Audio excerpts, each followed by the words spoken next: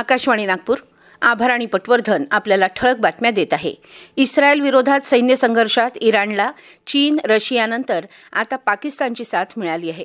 इस्रायलकडून होणारे हल्ले उस्कवण्याचा प्रकार असल्याचं पाकिस्ताननं म्हटलं आहे. त्यासोबतच इस्रायल विरोधात मुस्लिम राष्ट्रांना एकजूट होण्याचं आवाहन पाकिस्ताननं केलं आहे. पाश्चात्य देशांनी इस्रायलवर होणारे इराणी हल्ले रोखण्यास मदत केली तर अमेरिका, ब्रिटन, फ्रान्सच्या सैन्य ठिकाणांवर आणि त्यांच्या युद्धनौकांवर टार्गेट हल्ला करण्यात येईल असा इशारा इराणनं जारी केलेल्या निवेदनात दिला आहे. जनगणनेसह जातीय जनगणनेची अधिकृत अधिसूचना आज भारताच्या राजपत्रात प्रसिद्ध केली जाणार आहे. जनगणनेत पहिल्यांदाच जातीय जनगणनेचा समावेश करण्यात आला आहे.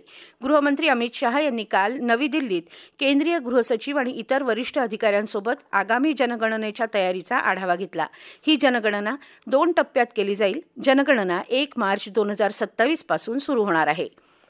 लोकसभा निवडणुकीत एकाकी ठरल्यानं झालेली भाजपची पिछेहाट आणि संघाच्या बळावर विधानसभा निवडणुकीत मिळालेलं यश या पार्श्वभूमीवर संघानं आता भाजपला प्रत्येक निवडणुकीत मदत करण्याचं ठरवलं आहे.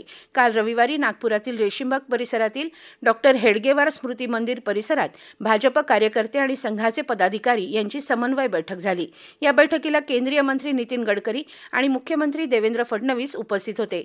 गडकरी आणि फडणवीसांनी कार्यकर्त्यांना त्रुटी आणि उणीवांची जाणीव करून देताना येत्या 3 महिन्यात काय काय करायचं आहे यावर प्रकाश टाकला तर संघाकडून कसं करायचं या संदर्भात मार्गदर्शन करण्यात आलं. एसटी बसनं प्रवास करणाऱ्या विद्यार्थ्यांसाठी उद्यापासून एसटी महामंडळ एसटी पास थेट तुमच्या शाळेत ही विशेष मोहीम राबवण्यात येणार आहे. या मोहिमेतून विद्यार्थ्यांना एसटीचे पास त्यांच्या शिक्षण संस्थांमधून वितरित केले जाणार आहेत. परिवहन मंत्री आणि एसटी महामंडळाचे अध्यक्ष प्रताप सरनाईक यांनी एसटी प्रशासनाला तसे निर्देश दिले आहेत.